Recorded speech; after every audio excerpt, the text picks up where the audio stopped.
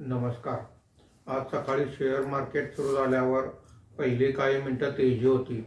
त्यानंतर दिवसभर कामकाजामध्ये चढ उतार होत होते.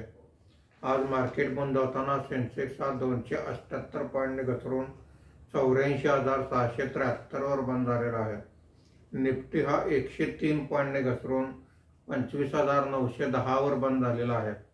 आजच्या कामकाजामध्ये BSE कंझ्युमर ड्युरेबल इंडेक्स 0.21% वर आहे. बाकी सर्व इंडेक्समध्ये आज घसरण दिसून आलेली आहे. याची मुख्य कारणे म्हणजे जागतिक संकेत आज खराब होते. गुंतवणूकदारांनी प्रॉफिट बुकिंग केलेलं आहे. याखेरीज IT आणि मेटल सेक्टरमधील शेअर्समध्ये घसरण झालेले आहे. या मुख्य कारणांमुळे आज मार्केट खाली होते. सर्वात जास्त घसरण BSE रियालिटी इंडेक्समध्ये 1.98% ची झालेली आहे. BSE मिड कॅप इंडेक्स 0.70% ने खाली आहे. BSE स्मॉल कॅप इंडेक्स 0.85% ने खाली आहे.